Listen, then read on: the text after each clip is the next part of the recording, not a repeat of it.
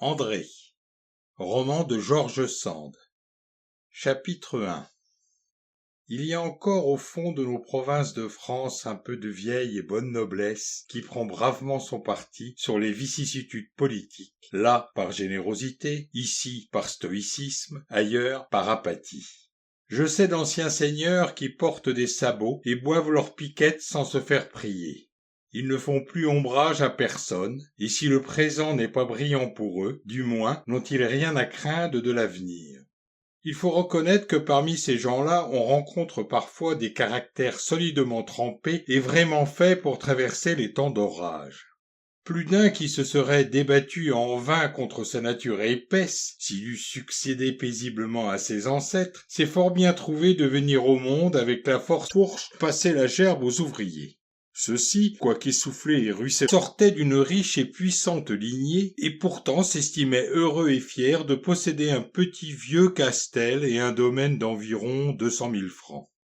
Sans se creuser la cervelle pour savoir si ses aïeux avaient eu une plus belle vie dans leur grand fief, il tirait tout le parti possible de son petit héritage, il y vivait comme un véritable laird écossais, partageant son année entre les plaisirs de la chasse et les soins de son exploitation, car, selon l'usage des purs campagnards, il ne s'en remettait à personne des soucis de la propriété.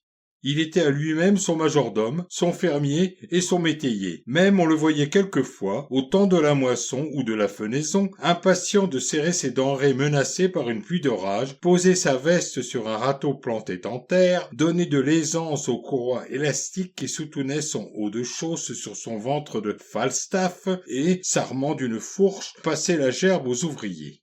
De sueur, se montrait alors empressé, facétieux et plein de bon vouloir, car il savait que le digne seigneur de Morant, en s'essuyant le front au retour, leur versait le coup d'embauchage pour la semaine suivante et ferait, en vin de sa cave, plus de dépenses que l'eau de pluie n'eût causé de dégâts sur sa récolte.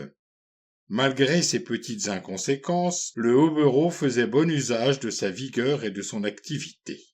Il mettait de côté chaque année un tiers de son revenu et, de 5 ans en 5 ans, on le voyait arrondir son domaine de quelques bonnes terres labourables ou de quelques beaux carrefours de hêtres et de chênes noirs. Du reste, sa maison était honorable sinon élégante, sa cuisine confortable sinon exquise, son vin généreux, ses bidets pleins de vigueur, ses chiens bien ouverts et bien évidés aux flancs, ses amis nombreux et bons buveurs, ses servantes hautes en couleur et quelque peu barbues. Dans son jardin fleurissaient les plus beaux espaliers du pays. Dans ses prés paissaient les plus belles vaches. Enfin, quoique les limites du château et de la ferme ne fussent ni bien tracées ni bien gardées, quoique les poules et les abeilles fussent un peu trop accoutumées au salon, que la saine odeur des étables pénétrât fortement dans la salle à manger, il n'était pas certain que la vie pouvait être douce, active, facile et sage derrière les vieux murs du château de Morant.